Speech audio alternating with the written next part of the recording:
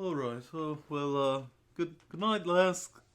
Good night. Has anybody seen Toadie? Ugh, whatever. I don't know where he went. I don't even think Paulie played yesterday. Where's he at? I called the left bunk. Okay, the city he's gone to. Well, I guess it's... Hey, Dirk. Yeah? Why don't we do a podcast before we go to sleep? Are we recording already? Yeah, we're recording. Okay. Hold on, let me set it up. Okay, we're done. Great. Dirk, Durtle, Dirk, Durtle, Dirk. Durtle podcast. Yeah! Hello and welcome to the Dirk and Durtle podcast. Welcome to our show where we talk about our adventures in the Beastlands. Now, if you're just joining us, I am Durtle the Goblin. And I am Dirk the Goblin. And we are glad that you, whether goblin or not, are here on our show. Though it would be a plus if you were a goblin. It shows our home family support, and we really thank you all so much for tuning in. It means so much. I love our Goblin family.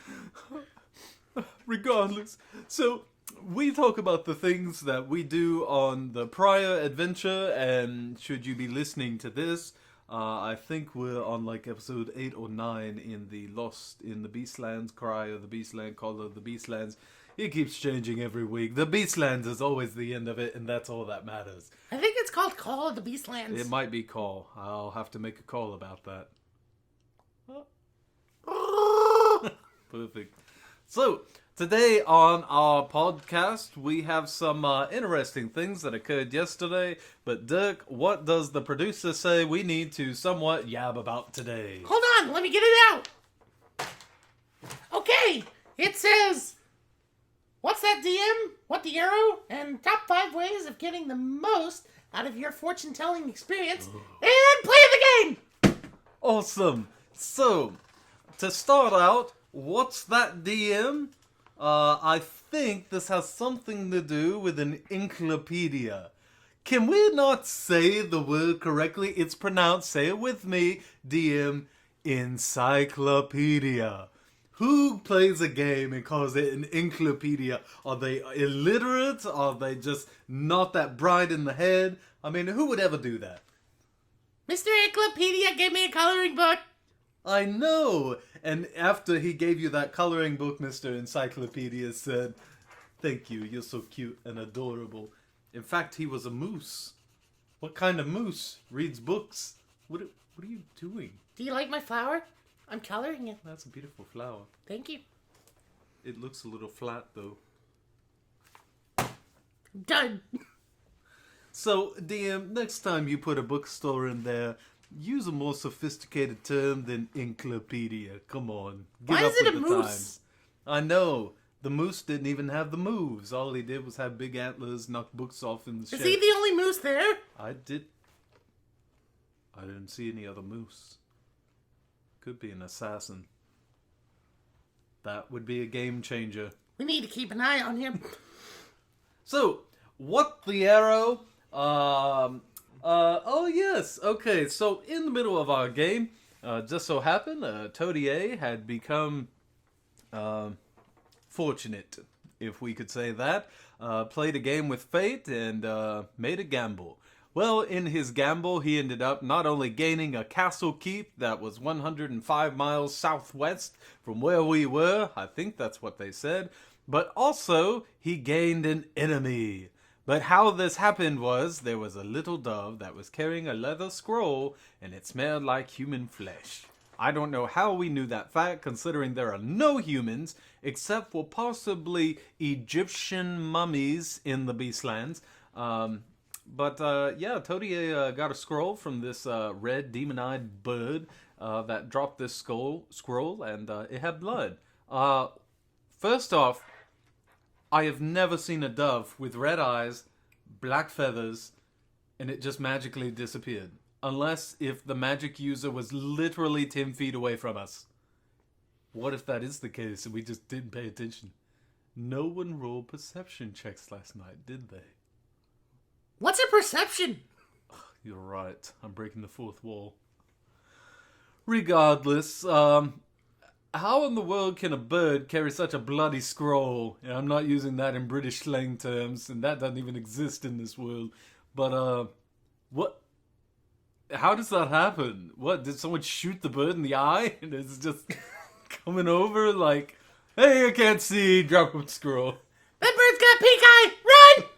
So, I'm a little skeptical about this scroll. I think it might have bird flu, or birdfluenza, or might even have the chicken pox, or I don't know. It's a little foul to me, if you ask me. Getting chicken pox from a dove. These things happen. That's the wrong species. Nope, it's in the Beastlands. It's possible. It's a bird, not Haven't a chicken. you read the Beastlands Compendium for diseases? Yeah, let me get it. Oh, it's perfect. Mm. You put it right next to your flower. You might want to move it. Might crush it.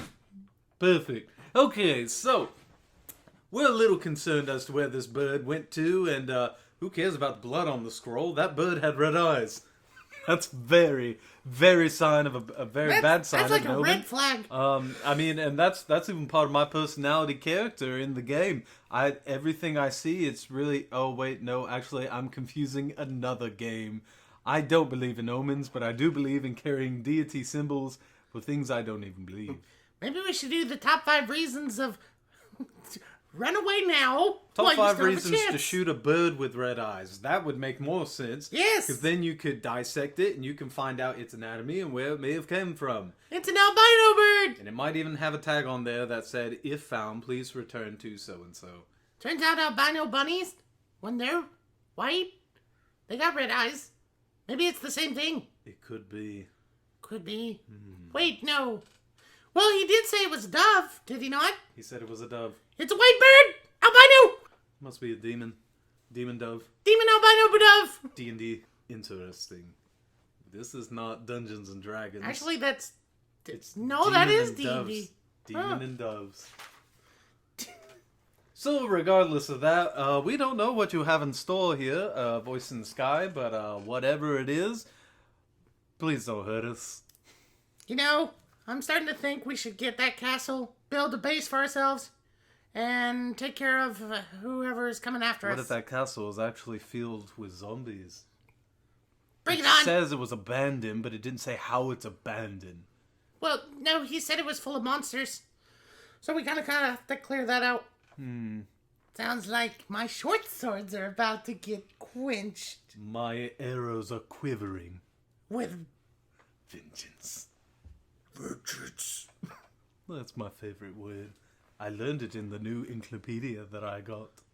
Oh, wait, it's not really vengeance. We're just kind of escorting them all out. No, I through just death. get mad. I get mad because my day's going bad and I cast vengeance on them. It's their fault. Don't you know that's how life works? I have a bad day. I've never met you before, but it's your fault. That's Beastland logic. Regardless, what is our top 5 for today? Top 5 for today, top 5 for today, top 5.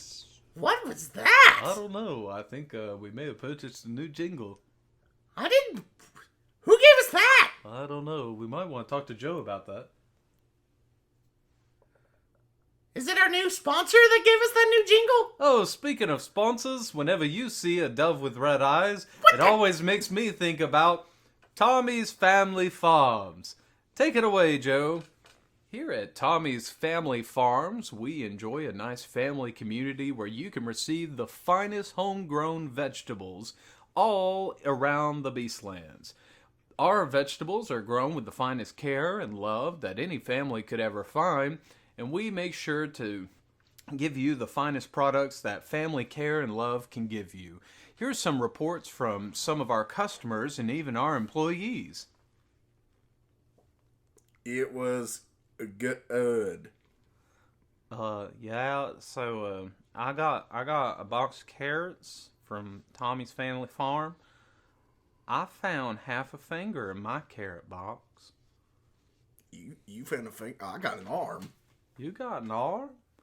What in the world? Hi, my name is Tommy, and I work here at Tommy Family Farms, and I'm the only worker here. And Oh my goodness. My family's dead. Uh, Will you help me resurrect them? Tommy Family Farms, where you can't have our food without dead families. Who came up with this? Okay, thank you, Tommy That's a Family sponsor? Farms. We are going to talk to these people again. We can. Oh, dang it, we went out live. Oh, we can't retract that. Ugh. We're so gonna get fired. If there's any psychologist out there, please go find Tommy if you can. Hi, I made it to the Who are you? My name's Tommy. Oh my. It's the kid. Dirk, call security. We need him out of here. Will Security. you be my family? Ah! Please? I'm trying to resurrect them. I watched them get ripped apart in front of my eyes. come on, kid. Let's go. What? No! Come on. No! Come on. This is a very exciting podcast. We've had 3 guest speakers today. How did he get in here? I don't know. How did he find us? We're in the middle of a hotel. I don't understand where this is all coming from. Okay, so the top 5 ways of getting the most out of your fortune-telling experience. In our last campaign, we happened to find this nice jovial figure. In fact, if you look at my chest through this podcast, you'll notice that my pecs are swole, and my biceps are ripped, and my thighs are tingling. Then again, it could be I'm in a crouch position right now and I can't feel blood in my legs. But regardless of that, we found a nice little man who was casting little beautiful magic tricks. Except for Toadier, it kind of stabbed him in the back afterwards. And yeah, I don't know if we want to do these fortune tricks again. But should you find yourself lost here in Salmon's Run and you run into a fortune teller, we will count down from the top 5 ways to get the most out of your fortune. So number 5 for getting the most out of your fortune-telling experience is... Make a sandcastle.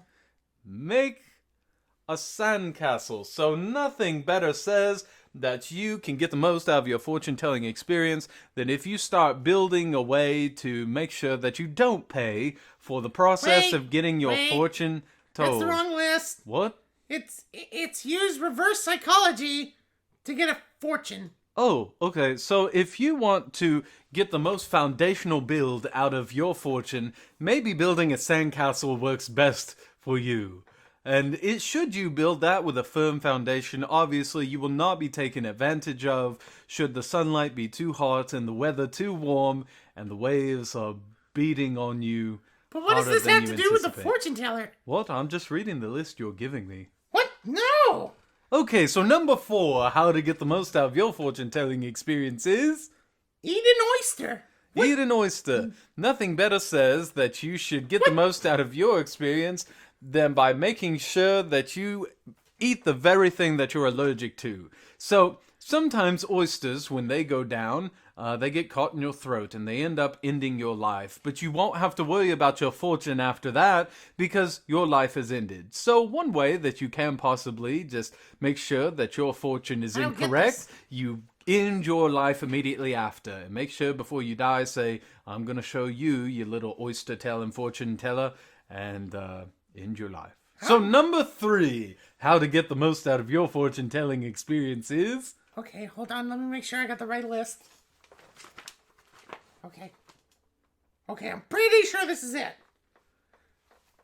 Get drinks with little umbrellas. So nothing better says that you can get the most out of your fortune-telling experience by making sure that you burn the umbrellas that come in the very drinks that tell your fortune. This sounds like a nightmare. Nope, it's actually a real thing. So sometimes you will run into the middle of the marketplace and find these little shady umbrellas, but beware. If you set these umbrellas on fire, it might actually be a good way of making sure that no one can tell your future. Number 4 for getting the most out of your fortune-telling experiences. Here, Joe, you read this.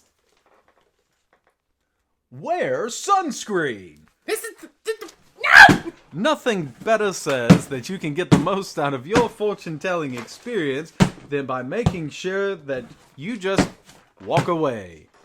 And sometimes the best way to walk away is just to make sure that you burn completely by not putting any kind of liquid on yourself and making sure that you never have to go through this experience at all.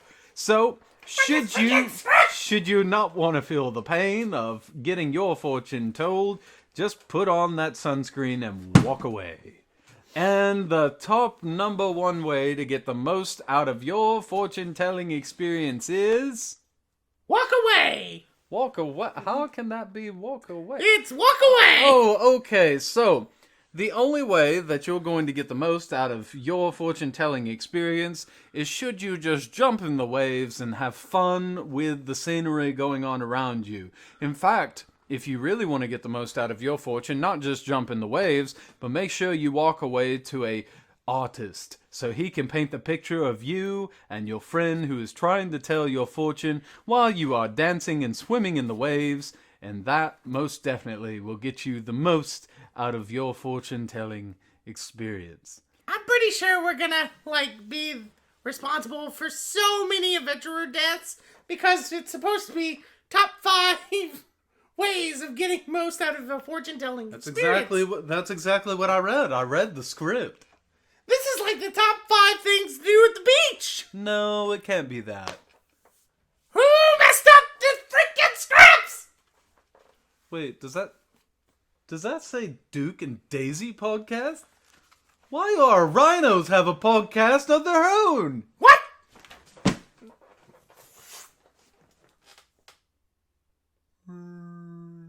They're actually doing a podcast outside. What? How's that? They even got a Who microphone. bought them their own equipment? Did you buy it? I'm missing 1,000 gold pieces, those rhinos. I'm gonna talk to the rest of the party about this. This leads us to the play of the game. Play the game! Play the game, Play play the the game, play the game, play the game. Stop doing that voice. It's scary. I'm not making that voice. I'm playing the audio that we got in this magical package. Playing the game, playing the game, play the game, play the game, play the game, play the game, play the game, play the game, play the game. It died. But it broke. Please use batteries. What are batteries? What is that? Where did this package come from? I'm so confused in this podcast. Regardless. So, the play of the game of last episode of Lost in the Beastlands is... My coloring book. Oh my, the smiles and the happiness that came from the cute little moose from the encyclopedia giving Dirk a little coloring book. In fact, he said, "Here, little kid, let me get you something." And he gave him a coloring book. You know, I once got a coloring book once. In fact, I was coloring and coloring till one of the kids stole my crown. So I took out my sword and I... cut off his hand. It was my tail. What? And you bit it. What? I just blacked out there. What just happened? You bit my tail What? after I took your crayon. Your tail is fine. I have a bandage on my tail from you eating it when we were 3 weeks old. Or however young we were. What did I just say? Who are you? What? I don't understand. Do you know what just happened in the I past? just want to go to the beach. What? I'm so confused. I feel stronger than ever. Where did this magical lock come from? What? What? I have a lock with a key. What does it do? I don't know. I'm so lost. In the Beastlands. Oh, And goodness. that's our podcast for today. So, thank you so much for tuning in today. We hope that maybe you can get the most out of your fortune-telling experience, and maybe you can come to find a better way of using your local encyclopedia near you. I'm gonna go find a bar. So, listening to, or speaking this evening, I'm Durtle, I'm Dirk. and we're going to the nightclubs. Isn't that what Todier went?